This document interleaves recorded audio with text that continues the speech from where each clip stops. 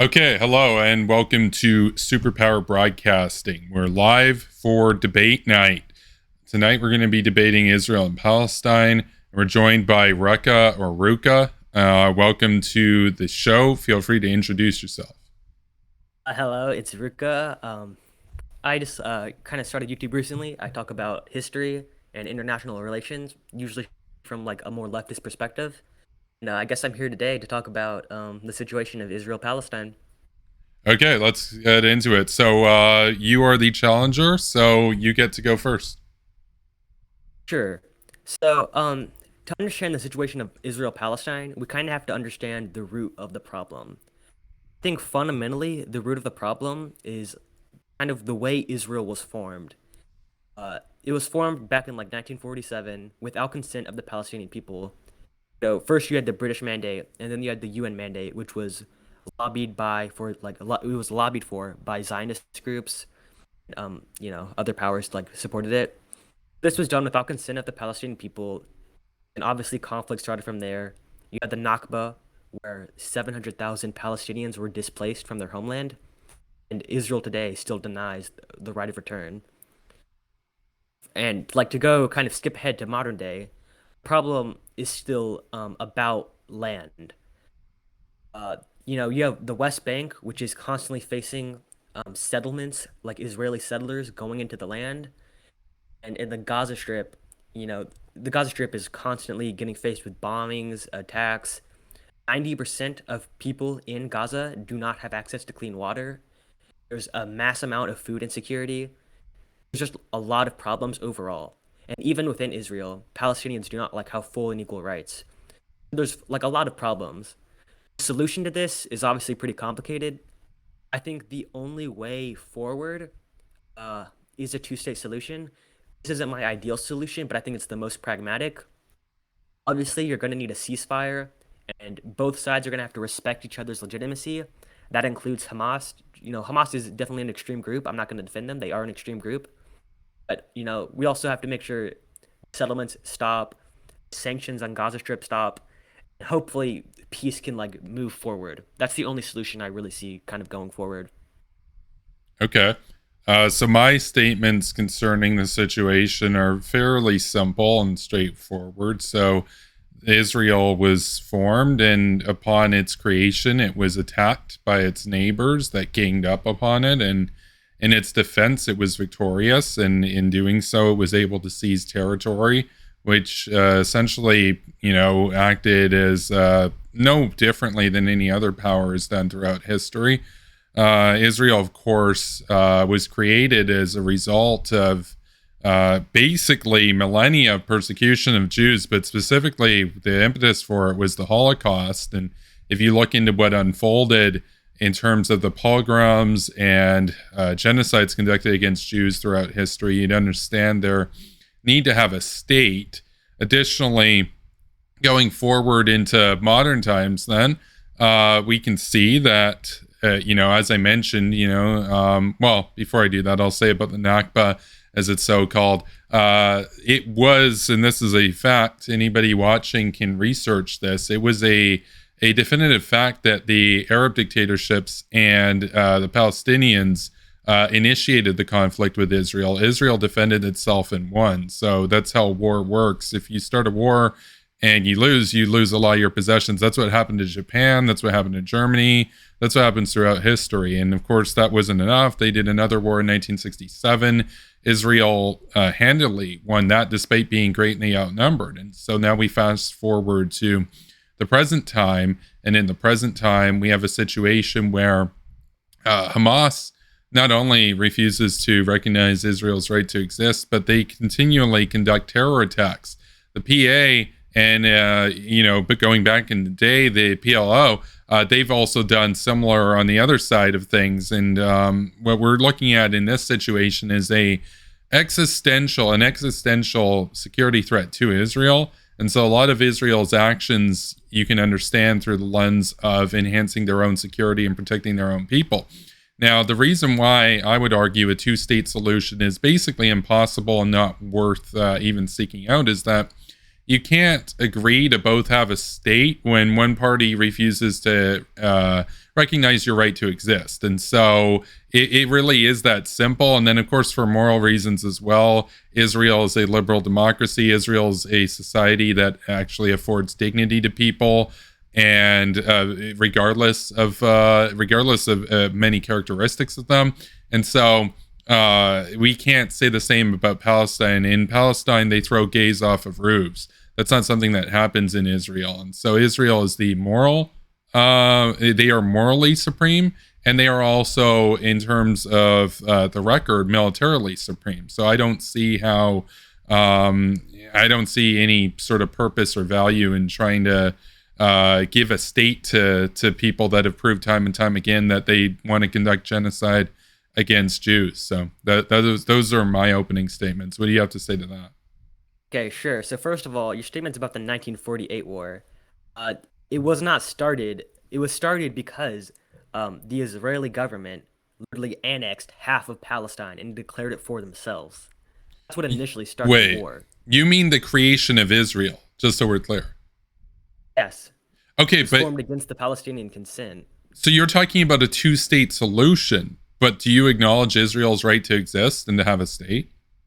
The way it was formed, I know. I think the way it was formed was completely legitimate, but obviously we're in a different situation now, so we're gonna have to like think of different solutions. But when it was originally formed, no, I don't think that was particularly fair to the Palestinians at all. Wait, why? Jews had lived there for a long time as well, thousands of years. But the majority of Jews in Israel today did not live there for thousands of years. The majority of Jews immigrated to Palestine in the 19th and early 20th century. It's not like they were living there for thousands of years. The Palestinians had been living there for hundreds of years. The Jewish state came and literally declared half of their land as a part of Israel. So Theodor Herzl and other Zionists looked to that area and saw potential refuge from the pogroms that they were facing in Europe. He obviously lived under the Austro-Hungarian Empire. You had a lot of Jews in Russia as well that faced routine persecution. I don't understand how keeping the Jews as a diaspora would be a tenable solution, especially given the fact that we had the Holocaust unfold 2 years prior. What is your solution to this? Like, the Jews have to have a state, right? Well, first of all, your point about Herzl, you do understand that Herzl himself defined Palestine as a colonial project, intended for Israel to be a project of settler colonialism on Palestinian land. He explicitly talks about this in his journal like multiple times. Okay, but I don't necessarily have a problem with that. Canada, for example, is a settler colonialist project. Am I against the Canadian government? No. So So, do you support the way Canada was formed, though?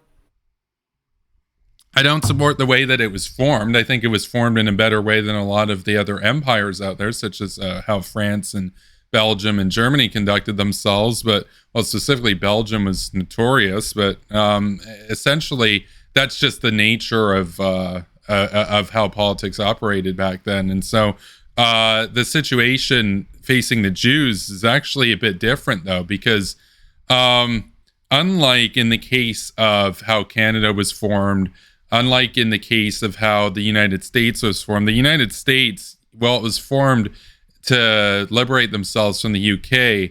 The original colonies that went over there were an extension of European powers. America was a rejection of that, but the initial colonies were an extension of those empires.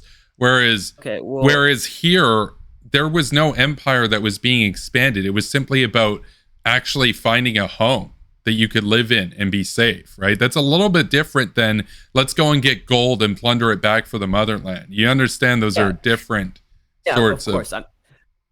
There's one thing though, like you're saying that this is the way empires operate in that time, and while that is true, that doesn't really justify anything at all. Like back in those days, it was common to like rape and pillage like mass amounts of villages. You can kind of allude to like history as a justification, but it doesn't really justify anything morally today. It's not like the formation of Israel. It's not like it happened in like the 7th century. It literally happened in the early 20th century. It happened in living memory. There are people alive who were living in Palestine before Israel was a state. Right, and there were people alive in 1938 that were not alive in 1945 because of the persecution against Jews, particularly under the Third Reich. And so, again, going back to this, I guess I got to ask you the question. You're talking everything about a two-state solution right now, but it seems like you're just trying to propose that because you accept the material condition on the ground that Israel is a status quo power. But before it was a status quo power, you've already said that you were against its formation. Is your solution to have the Jews permanently stateless? Like how the Well, Kurds are no, today? so I support a two-state solution. Now, so my take is when Israel was originally formed, I didn't support that due to the nature it was formed. But obviously, I understand that Israel's not going anywhere. Israel's not going to stop existing. So I understand that Israel kind of has to exist. It's not going to disappear, even if I want it to, and I don't want it to. I think it's fine as it stands. I think it's kind of the only way forward. Okay, but that's kind of what I said was that you're accepting it as a status quo power. But if we could go back to 1947, you would have opposed it. Now, why would you have opposed it? And what would Sure, you have because I done think as an alternative? What state would you have given to Jews instead? sure. So I would have opposed it because it would have been theft of Palestinian land. And it would have been just not good for the Palestinian people. Now, as a solution, when it comes to the topic of a Jewish state, this becomes complicated. Now, hopefully, like my hope would be that they would be able to exist in Europe, like in countries that accept them. But obviously, we have to see how that turned out. So I do like the existence of a Jewish state. I do kind of support that in abstract, but all land is already claimed. It seems kind of a hard thing to really achieve. I guess I would have just supported like Jewish like rights and liberation in existing countries that they already inhabited.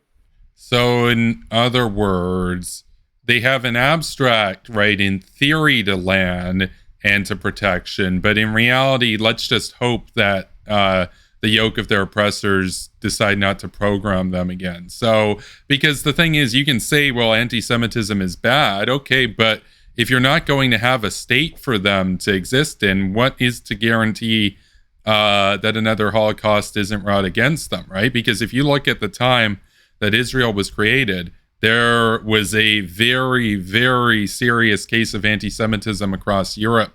And from Russia to basically, I mean, even the UK, there was a lot of anti Semitism in the UK, but Yeah, specifically so I have a in question about Germany. that. Yeah. So, so from what I understand, you support the right to a Jewish state because they've been historically oppressed, right?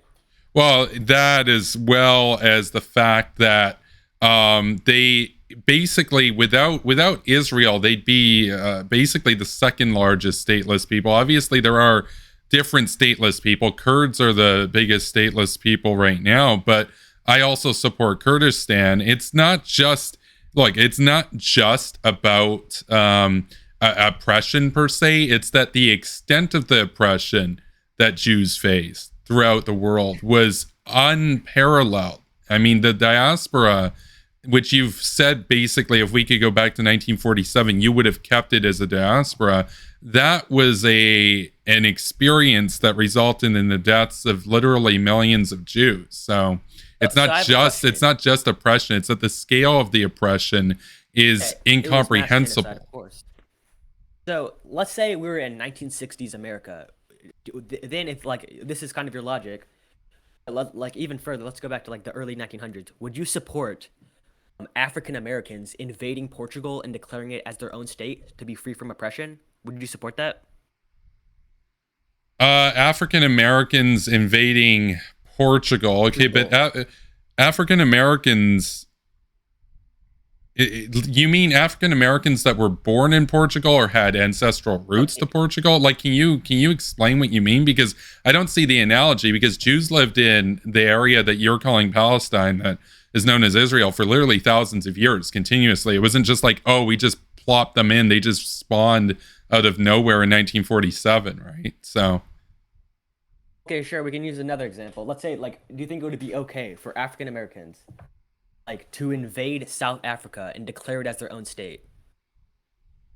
are we talking like apartheid South Africa, basically, or where Even we? before that, like, let's talk about like let's say you have Africans in the early 1900, like in 1900, and Yeah. you have South Africa in 1900. Do you think it would be okay for all of the African Americans to invade South Africa and declare it as their own state, regardless of what the people there say? Well, South Africa, I mean, here's the thing about South Africa. South Africa was managed as basically a racist sort of state. If African Americans fled there to flee racial persecution in America, they'd find a lot of racial persecution in South Africa as well by the Europeans that were there. I don't necessarily see that as offering much of a solution to what they were facing at the time, with the Jim Crow Yeah, but era my and question is, everything. so let's say they wanted to invade South Africa and declare it as their own state.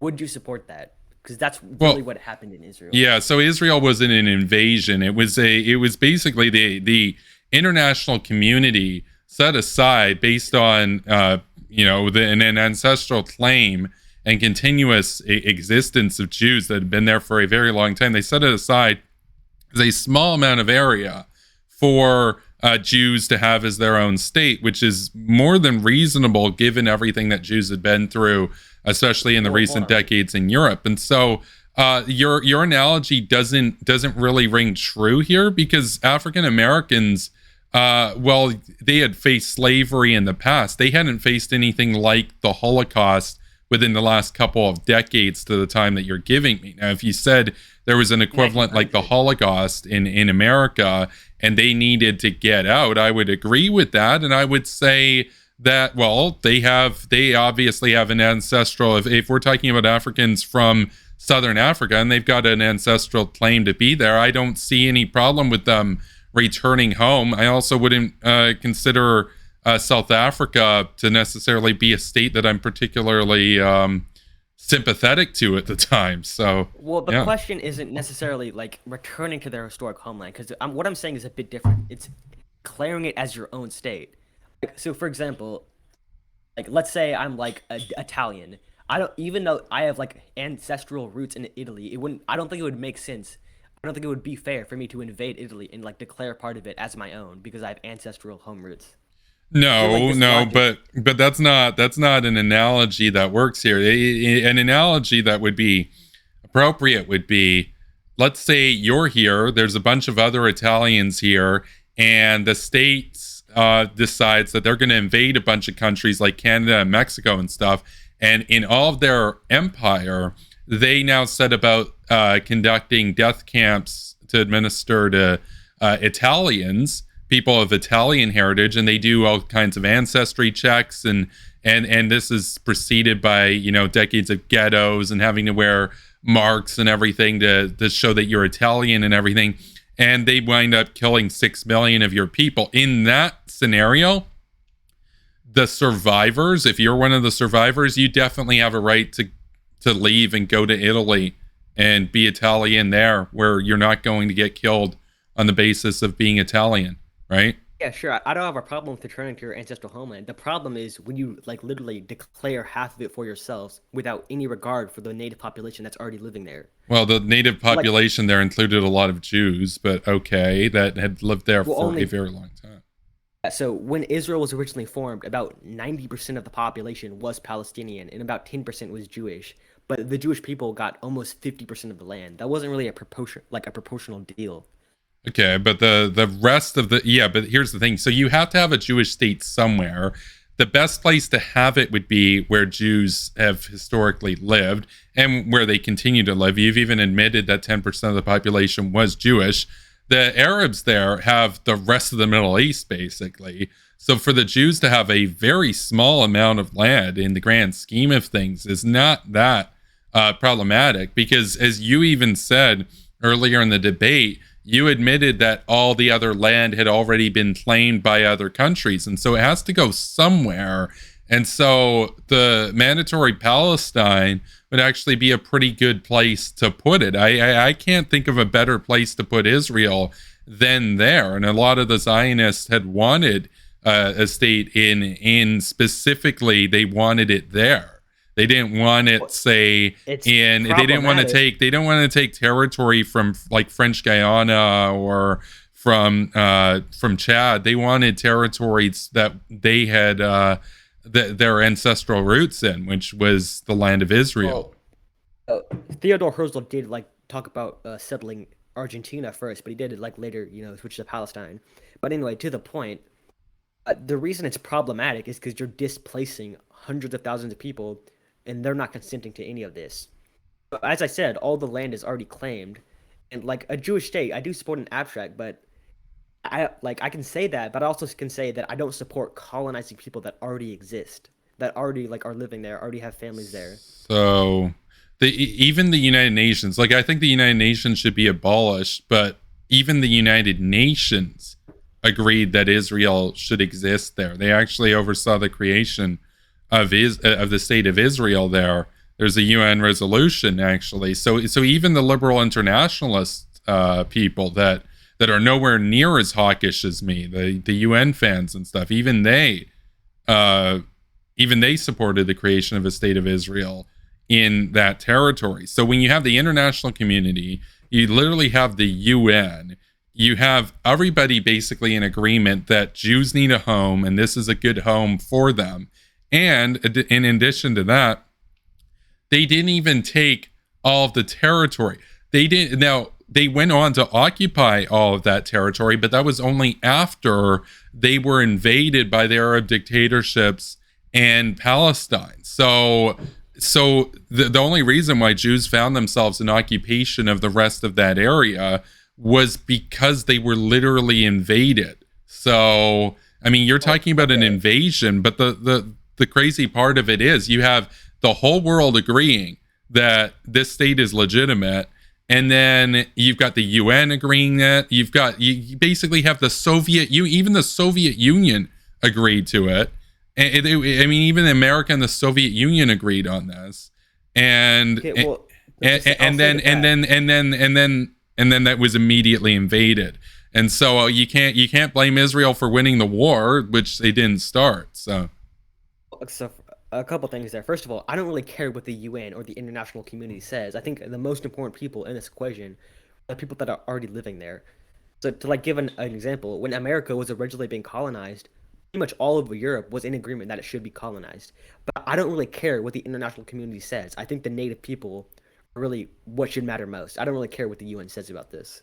Yeah, so that's not a really good analogy though, because as I said before, that was an extension of existing empires expanding their resources and slaves and territory, whereas this was a people that had just been butchered on a scale really unprecedented in history, that needed a state for their own protection. So I guess It's not an look, essence. this we're not really getting that very far on this particular talking point. So I got another question for you, which is that can you recognize that if Jews were not able to have their own state to be safe in, that they would permanently live in fear and vulnerable to another Holocaust? Can you understand? But because they're not going to have nukes, they're not going to have the I think that has to IDF. be They're true. That doesn't have to be true.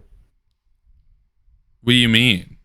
Like if they don't I have a mean, state, they're vulnerable to being programmed again. they can. There are other states that could be friendly to the Jewish people. It doesn't. They don't need their own state for that to necessarily be true. Okay, well, and then Germany was friendly to the Jewish people, and then Hitler came into No, power. they weren't. They No, weren't.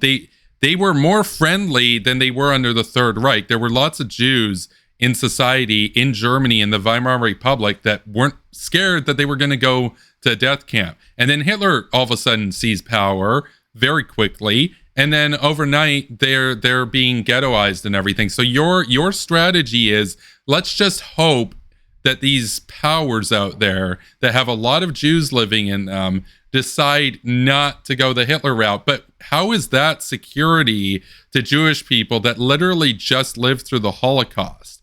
Why don't they have a Well, right your to a solution. state? Why don't they have a right to a state so that they can protect themselves and But your solution is have their own military colonizing. and have their own military and their own nation?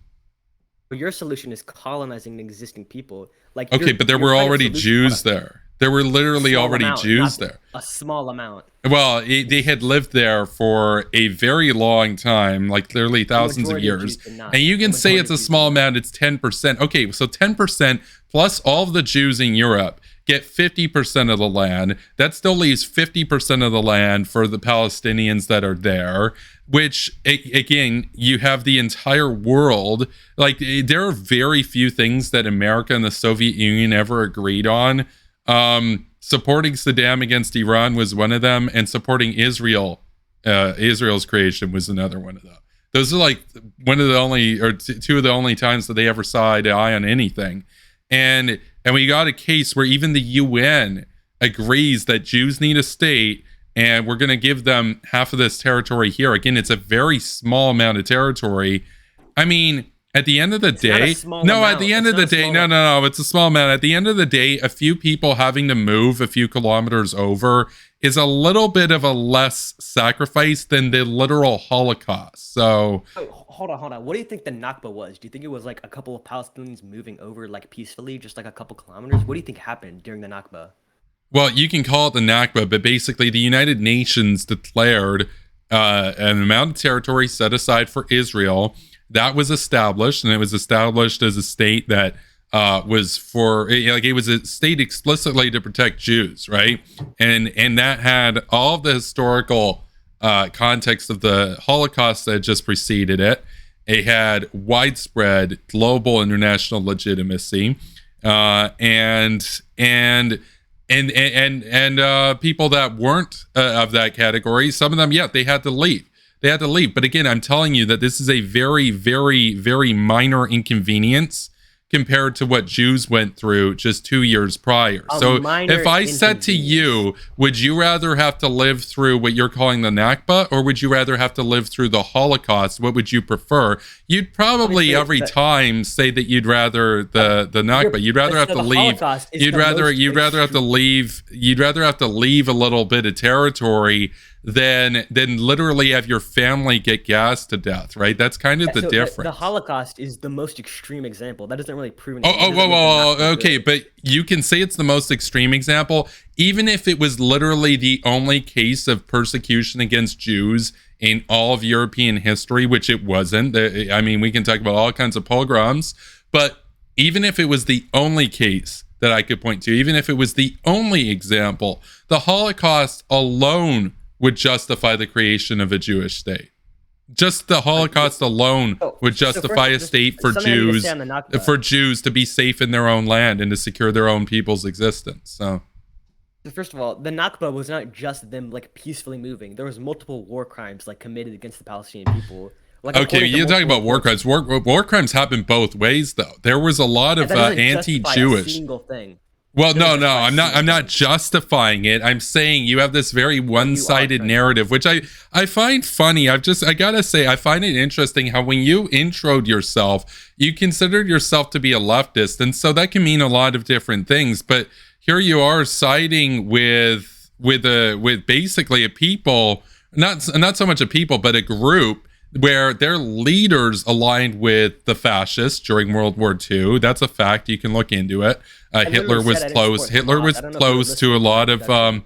leaders in what was Palestine. And additionally, you're also aligned with an incredibly reactionary, ultra religious, and ultra misogynist set here. Whereas Israel is a state where women have rights, gays have rights, etc. I just find it funny how a leftist sides with people that don't really have anything in common with what are generally seen as leftist values. Which, I'm not a leftist myself, but my understanding is that a lot of leftists online claim to care about gay rights and women's rights and stuff. So, Okay, well, a couple of things to that. I literally said in my opening statement I don't support Hamas. I'm not sure if you were listening to well, I that. wasn't just talking about And Hamas. I was actually thinking of the West Bank there, but we could talk about Hamas too. So, okay, so the reason I support the Palestinian people is because they literally have their land colonized by another force. I'm not supporting them because like I love every single fucking Palestinian person individually. That's a little bit like ridiculous. Second of all, you like call yourself like a liberal, but you ally with America, which has literally installed multiple fascist leaders across the world. So like we can play this both ways if you want to. Wait, but that's not inconsistent though, because you have to look at the Cold War, right? Have you ever heard of Jean Kirkpatrick before? Yes, you sent me the link like 5 times. Yeah, well, that's because okay, you're that guy. That's right. I've got a lot of debates I'm organizing. So you were the guy who failed on numerous occasions to grasp the Jean Kirkpatrick doctrine. So that's embarrassing, kid. I got to tell you, for Dude, and somebody you who, support the for Indonesian somebody, no, no, genocide, no, which is for pretty somebody, crazy. for somebody who in your bio you described yourself as like academic or something. I forget. That might have been somebody else, but No, I don't. okay, that was somebody else. That was somebody else. Okay, never mind. Then we can move My on. bio But literally says but I like my bio literally says I like anime and history. That's my fucking bio. okay. So you like history? That's right. That's not, no. That's what I was thinking of. That's what I was thinking of. The history. So you're aware of history, yet you don't understand the context of the Cold War. So maybe I when you understand said the you were a context of the Cold War. leftist, when you said you were a leftist, who do you think was the lesser evil in the Cold War, the Soviet Union or the United States? Well, it depends a lot, like on which situation we're talking about. So to go What? back to like the Indonesian genocide, which you literally No, defeated, no, you're no, no. like, oh, well, it was worth it. Hold on. No. We're talking about the USSR No, and we're the talking about the Indonesian USA. genocide. We talked Which about this no. Hold on. It's a simple question. Simple question. Who was the good guy in the Cold War? The Soviet There's no Union or good guys America? there's no good guys or bad guys. Okay. So you've already answered the question. Then, if you can't tell a difference between a society that affords people dignity, such as America, and a society that does mass terror, such as the Soviet Union, such as the Soviet Union, then you've already lost. You've already lost, kiddo. I mean, if you can't tell, if you can't tell me that America was definitely superior than the literal Soviet Union, then I don't even know how we're supposed to in any way try to find common ground here, because you're ultimately on the side of Moscow. You're ultimately on the side of the Kremlin. And even though you might say, oh, I've got some criticisms or whatever, at the end of the day, that's what this amounts to, that you would undermine America's ability, to win the Cold War against the specter of communism. So yes, that's my bar. What's Let's that? talk about how you support the Indonesian genocide. I don't support the Indonesian genocide. I never said I supported the Indonesian genocide. What I said was that the leaders, look, kiddo, you got to stop interrupting me. You're not good at this. You should actually wait. How old are you? How old are you? 16. You're 16. Okay, you're 16, and your parents never taught you that if you're going to ask a question or if you're going to say something to somebody, that you should actually listen for their response. I've been listening, but you've been interrupting me too. No, you've been interrupting a fair bit. You've been interrupting a fair bit right now, because you're incapable.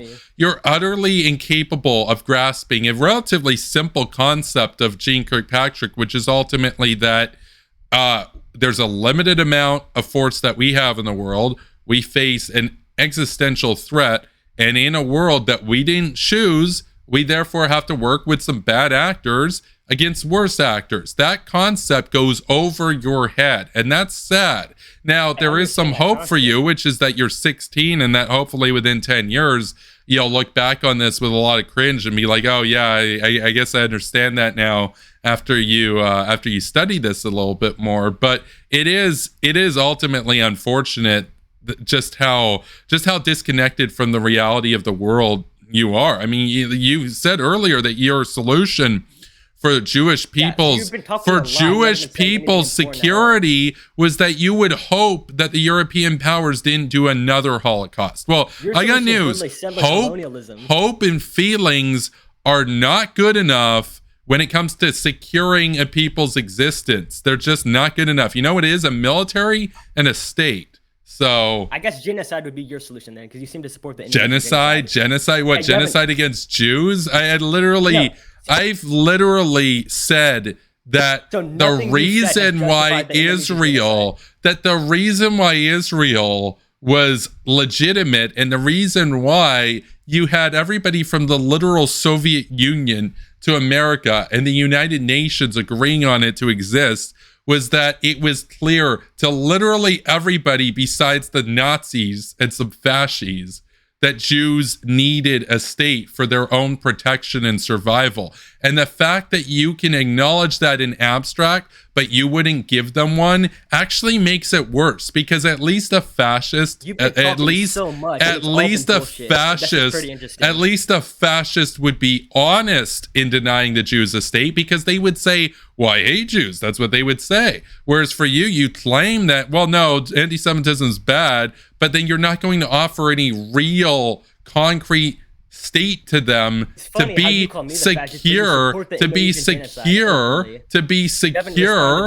from persecution, which they had faced for literally thousands of years, and which was, as I said, the scale of which was unbelievably incomprehensible that they faced in the 1940s. So you can go now, but I mean, you got all this straw man about how I support genocide. I don't support genocide. I never said I supported genocide. I never said I supported genocide. But you think that Jews, after the Holocaust, should just say, well, hopefully it doesn't happen again. Well, that's not a solution, kiddo.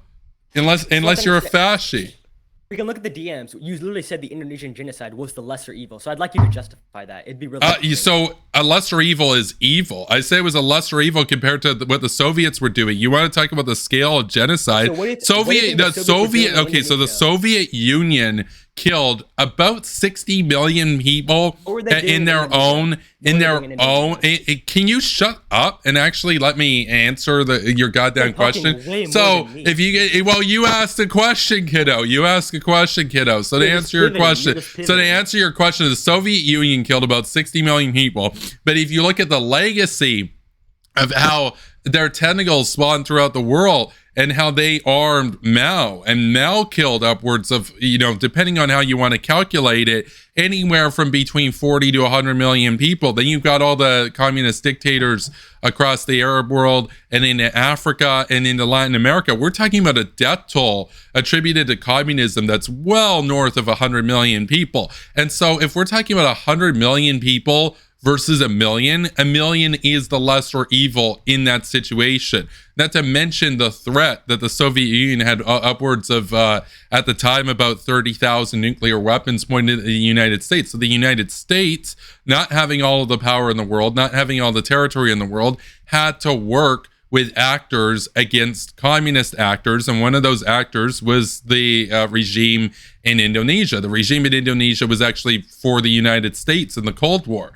So any regime that you can point to that the United States supported the Cold War, I can point you to a regime that they supported that killed far, far, far more people, and a great example of that would have been communist China under Mao, which they supported, and that resulted in, as I said, minimum 40 million people died. So this is just pure whataboutism. You're not really. No. It's not whataboutism. It's actually not whataboutism. I'm not saying that the genocide didn't happen. I'm literally saying yes, the genocide happened. What I'm telling you is that you can't fight the world on your own. You can't go to war with the Soviets on your own. You actually need allies. You need friends in the world. And it's unfortunate. We didn't create the world the way it is. But that doesn't mean that we can pretend that it's not the way it is. We'll be buried by the communists if we do that.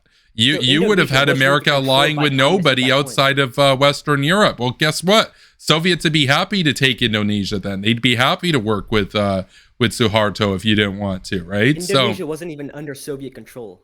No, that's my point, was that they were pro-United States. So you don't even understand the history here. You don't even understand the history. They were actually a pro-U.S. Client state, actually. Yeah, so why was the genocide necessary? I never said it was necessary.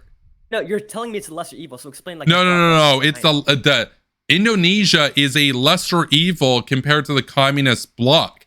I'm not saying that the genocide was necessary. What I'm saying is, what do you want to do? Invade your own allies? What's the logic in that? Why would anybody be your ally? So my bar is so simple. My bar is literally just don't support genocide. It's such a simple bar. I don't support genocide. So do you understand? Do you understand that if you went to war with Indonesia, what you would be doing is signaling to the entire world that America betrays its allies and that you might as well work with the Soviets. That's the message that you would be sending. Would you understand that if America went to war with Indonesia? No, I'm not. I'm literally saying don't go to war with Indonesia. Do you understand what Wait, I'm wait, saying? wait, wait, wait. So you're talking all this shit about how there's a genocide, yet you wouldn't do anything to stop it then. Yeah, I wouldn't invade Indonesia. I'm not a Oh, so crazy then you hawk. wouldn't have done anything about the genocide either. So then we're in the same position. Wait, the genocide was started by America. What do you mean? The genocide was started by America in Yes, Indonesia. I'm going to yes. need some citation on that. And Sure, we can you're going to claim that the United States started a genocide because the genocide that happened Yes, it literally was backed the genocide of Indonesian Indonesia. figures. It was not America. America didn't invade Indonesia to just go and Literally genocide a bunch of backed the people. genocide. What? Literally backed the genocide. They okay, so they backed the leadership there because that leadership. So this is the thing. I tried explaining to you in the DMs on multiple times just to get a basic grasp of Jeane Kirkpatrick doctrine. Jeane Kirkpatrick doctrine doesn't say Pinochet and Suharto are awesome. What it says is we need help in the world because there's a mortal enemy that's going to bury us. And if we lose, the whole world becomes a dictatorship. So we might as well work with some dictators that are willing to work with us against the regime that wants to destroy us. Because if we don't, we're on our own, basically. That's Jeane Kirkpatrick logic. And the fact that you still, it's been weeks, kid. The fact that you still haven't taken this to heart. I'm not saying agree with it. I'm just trying to get you to understand the logic of it. Because you're trying to say, oh, I support the genocide. I don't support the genocide. Here's what I do support. What I do support is taking the help that we can get against the biggest threat to democracy in world history. So, Yeah, sure. So like you just kind of squirmed around the question. no, I didn't Again, squirm around the question. I'm literally saying to you that the United States supported the regime. They didn't support the genocide. The regime did the genocide. The United States wasn't really interested in going to war with its own allies when you had bigger fish to fry, namely the Soviet Union. So yeah, you can have allies why like would this you without supporting, like, prioritize troops and why stuff would like you this. prioritize Indonesia over the Soviet Union? The Soviet Union's talking about killing 200 million people in You can an be afternoon allies with it. in a nuclear war. They were obviously a bigger threat than Indonesia. You can be allies with Indonesia without doing this like type of foreign policy. It's like I don't Well, know no, why you you're trying to, like, literally see that. can't though, because what happened in have to do it Indonesia, inside to be allies. what happened in Indonesia was that you had a pro-US government that did some bad shit. So what's the United States supposed to do in this example? What would be your big brain solution? I'll literally not support genocide. It's literally But that's not, but that's stupid because if you don't support working with You do any of not these support bad genocide. You heard actors, it here. then the Soviet Union wins and then they have the entire world and now the whole That's world not is a true at all. dictatorship and now the whole That's not world true at all. is a dictatorship. So, okay, so I got a question for you. Which bad actor would you have supported working with? Would you have supported the Contras, Pinochet, any of those people, Franco, any of them? I'm not sure which one specifically. It's fine to work with bad actors sometimes for like the greater good, but I don't think what was done in Indonesia was for the greater good of the Indonesian people. No, well, I don't either. I don't support the genocide. What I do support is America having Indonesia as a pro-US satellite state against the communist bloc. So, Sure, but you do you can do that understand? without- Do you understand that there were bigger fish to fry when that happened in the Cold War? Sure, but yeah, again. So you nothing do, what but said you is actually justified by don't American- because you're saying that the United States should have made a bigger deal out of this than the Soviet Union, than fighting the Soviet Union. bigger deal. But you, America's so one when made you a say big you're, deal. I want to get a sense of your views. When you say you're a leftist, what type of leftist are we talking about? Are you a Marxist-Leninist? Are you a Stalinist? Are you a Hoxhaist? What type of leftist are you? I'm just like I guess broadly a leftist. I consider myself like a supporter of worker rights, worker liberation, stuff like that. And what's your view of the Soviet Union? Pretty negative in a lot of ways. Okay. They're pretty destructive in Kazakhstan, Ukraine. They pretty much colonized most of Central Asia. I really don't see the Soviet Union as anything good, particularly. Okay, and what's your view of the United States? I don't. Yeah, I also have a pretty negative view of America too. And which one's more negative? What time period? The Cold Like when they War. both existed? No, the Cold War, 1945 to 1991. Which was more negative? I haven't looked at like all of the history, so I'm not sure I could like give you like a good answer right now. Okay, but We can talk so about it you later have if you want. history in your bio, but what historical era do you mostly focus on? I talk about a lot about like Central Asian history and sometimes Middle Eastern history too. Oh, that's interesting because the Soviet Union was an absolute menace to Central Asia. So Yeah, I literally just said that. okay, but then you can't you okay, so you understand that to me and my audience watching this and later on YouTube, we're gonna hear you get asked which was more negative, the Soviets or the US during the Cold War, and the fact that you can't give a definitive response to that, it's pretty clear that that ultimately does mean that you have some sympathies for the Soviet Union and that you don't necessarily recognize them as particularly worse than the United States. And so in that Saying I'm context, unsure is so not an answer. in this context where you can't tell a moral difference between the US and the USSR, I actually get it, by the way, why you wouldn't work with Indonesia then, because what's the point in working with actors against the Soviets if you don't think the Soviets are any worse than you? But I literally didn't say that. obviously America was better than the Soviet Union. See, that's the thing. I actually support the liberal world order as opposed to the communist world order, whereas you can't really tell a difference between the two. You That's the support literally problem. installing fascist dictators. I don't think you support liberal world order. I do support the liberal world order. If it weren't for what we did during the Cold War, there would be no liberal world order right now. There would be the Soviet Union and Gulag states throughout the world. So in the Like supporting so coups, like democratically elected leaders to put in practice. I support the survival and the victory of the liberal world order by any means necessary, right? That So doesn't genocide is mean fine if it's for any means necessary. what? Yes, you support genocide if it's I like don't to, support genocide. So you understand that there's a difference between keeping a state as your client state as opposed to letting them fall to the Soviet you just Union. said by any. You No, just said no, by no. any means I said by necessary. any means necessary. You don't have to do genocide to do this. I'm talking about working with people like Pinochet, that type of shit. But here's the thing. Is it related to Indonesia? The United States did not support a genocide. They preferred having their guys in Indonesia than letting the Soviets get their guys in Indonesia. Now, what that means is Indonesia is still its own country, and that regime's going to do its own thing. What it means is you don't make a big deal out of it because there's bigger fish to fry. There's a difference between I support something, I think it's awesome, versus I don't like what they're doing, but we have other shit to deal with right now and we can deal with them later after the Cold War's over. You understand that there's a difference between those two things? Like I like how we were originally going to debate about Israel and then you bring this shit up. Well, no, you're the one So who, like, you're the one who pivoted to the Soviet Union. You're the one who well, brought that up first. well, I mentioned the Soviet Union because even the Soviet Union, as all the evil I've been talking about them, even they supported the creation of Israel. See, like, that's what I'm telling you. Your position is so fringe and so extreme to deny the Jewish people their right to a state that it ultimately, what it amounts to, I'm going to say this, I'm going to say this very clearly here. It amounts to casual anti-Semitism. I'm not saying you're like, oh, I hate Jews or whatever. God, What you I are think hilarious. is You're very actually clear hilarious. about this is that to you, the absolute horror of the Holocaust is a lesser degree of evil than some people having to get up and leave their homes Yeah, to not even 100%. move that far. So again, it's very different. I'm not saying it's like all hunky dory, but what I'm saying is the Jews need their state.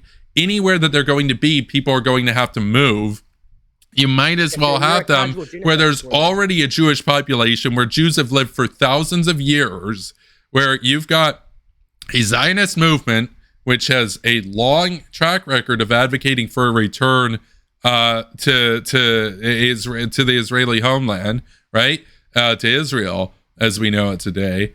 So look, basically your understanding of this is that, well, yeah, the Jews let's just hope that they don't get holocausted again. I think there are But more solutions in settler colonialism. I just don't think you understand that there's more settler solutions in settler colonialism, fucking Yeah, that's what buzzwords. they define. Okay, fucking No, that's what they buzzwords, defined it fucking as. What do you buzzwords. think That's Ursula? what Noam Chomsky calls it. Okay, whatever. Okay, what Theodore you Herzl said called your it other that. solution. You said your other. Theodore You Herzl said called that it your that. solution was that in theory they should have a state, but everywhere is taken, so therefore they don't get a state. You said Well, yeah. that your solution would be tell countries that they live in not to hate Jews. But that's talking about not a international good enough support. That's solution. what What are you going to do? Tell Hitler, tell Khrushchev, tell any of these guys? Well, I mean, so Hitler's hopefully gone by the then. international- Hitler's gone by then. But what are you going to do? Tell the Soviet Union, So hey, hopefully- can you guys stop the pogroms and the purges against Jews, please? Pretty please. Yeah, so hopefully, you're just like talking and talking. So hopefully, the international community could step in and like make sure the rights of Jewish people are recognized.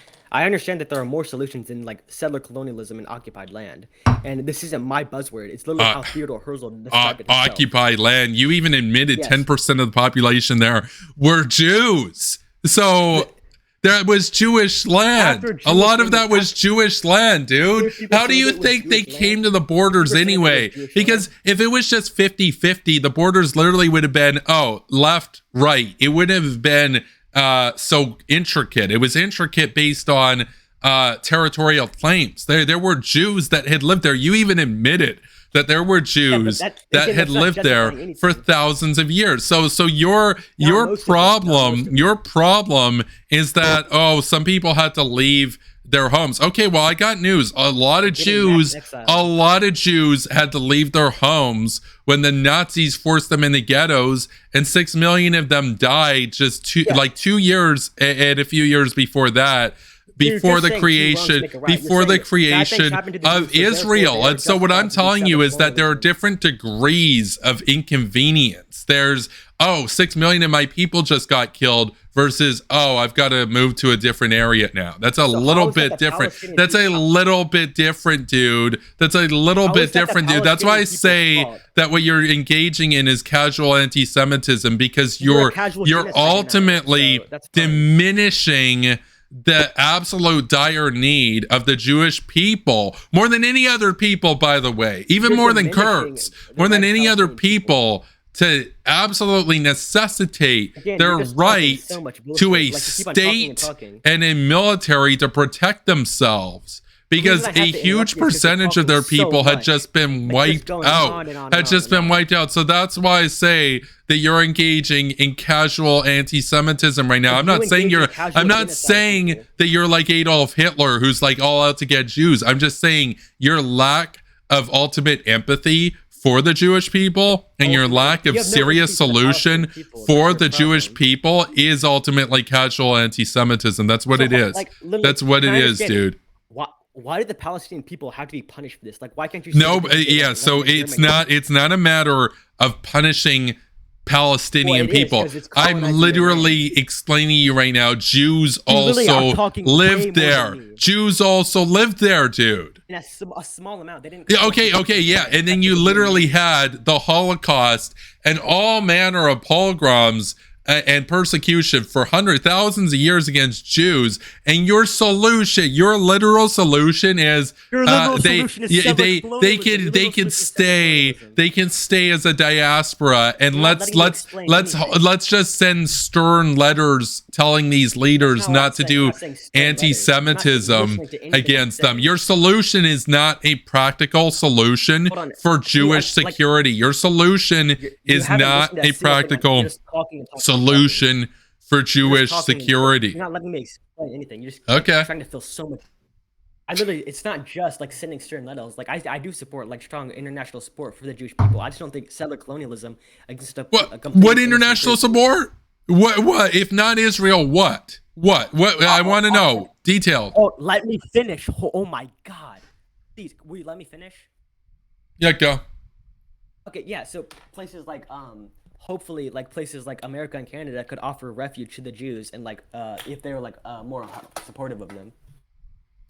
If they were more supportive of them. So Canada in 1945 was pretty goddamn anti-Semitic. So was the United States. Look, yeah, they fought World War II. They liberated a ton of Jews from concentration camps. I mean, compared to there was a big culture of hating Jews in Canada and the United States. So I'm not saying that it was anything like the Nazis, but if you're Jewish and you've been desiring and calling for your own homeland for a long time, and then the Holocaust happens, and then now we've got Ruka here, who now, if you're the one running the international community, and you say to the Jews, you say, okay, here's your solution. You can go to places that are less anti-Semitic than Nazi Germany, but you don't get your own state and you don't get your own military. And let's just hope that in some of these countries, another Hitler doesn't come to power. I got news, dude. That's a pretty fucking lame solution, especially considering what they went through.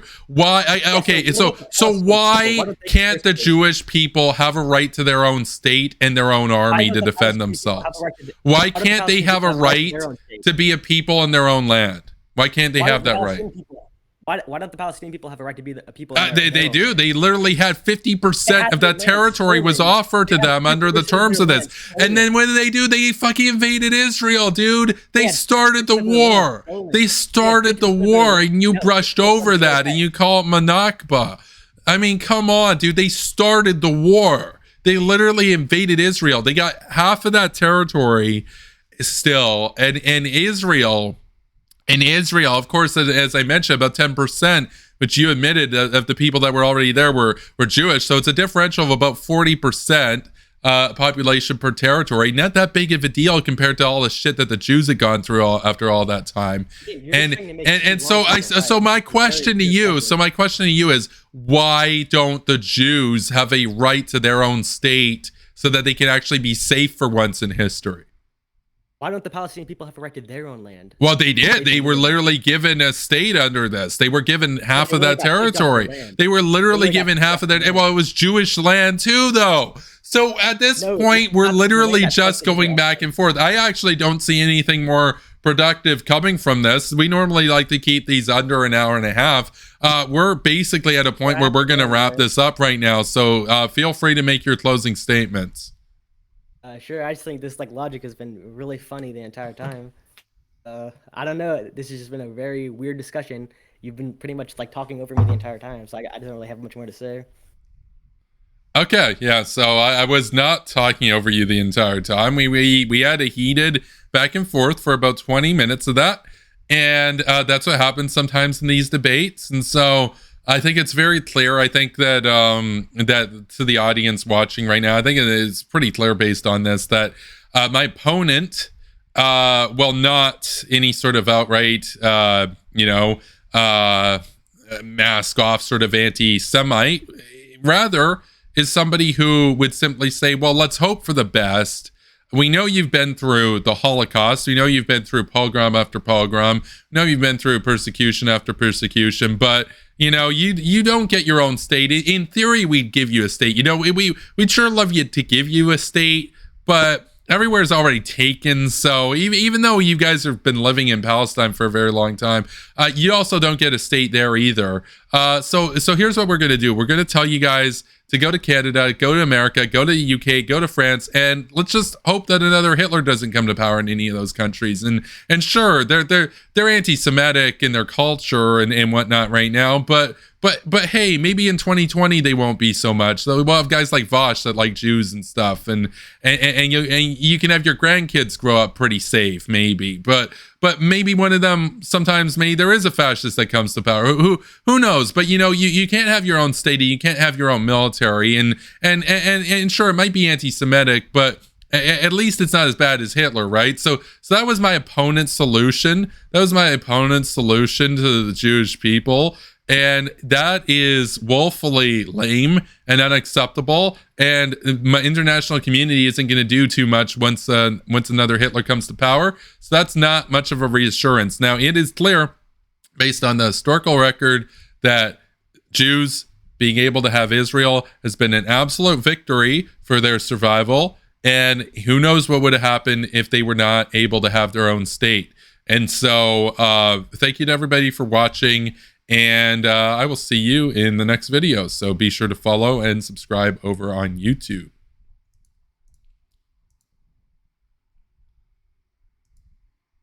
Okay, there we are. So we'll just do a brief post show here. I'm not going to do a separate stream as a post show.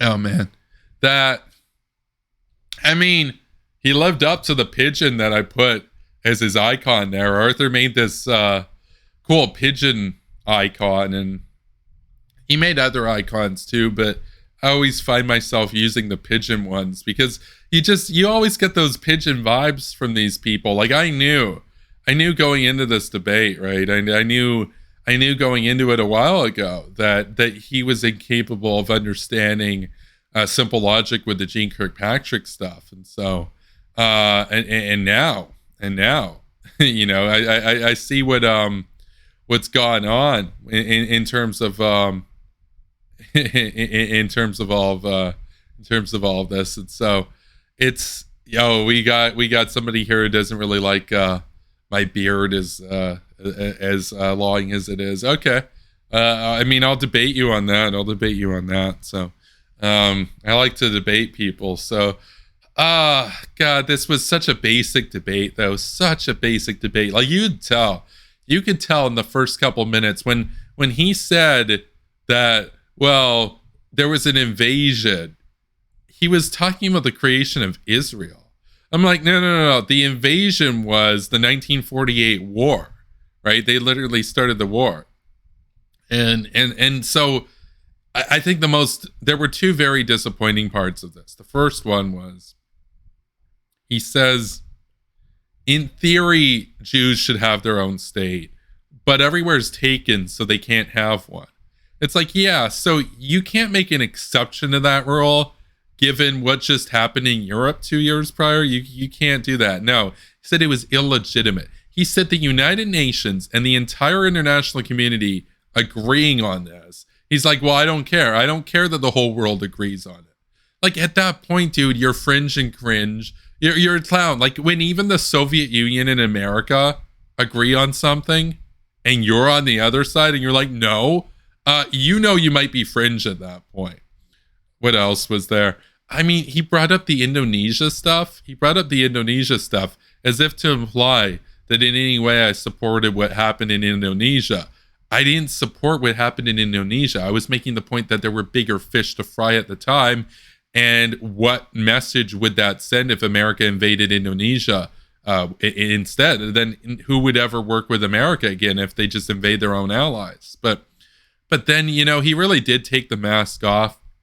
He took the mask off there because he said, well, I wouldn't have invaded them.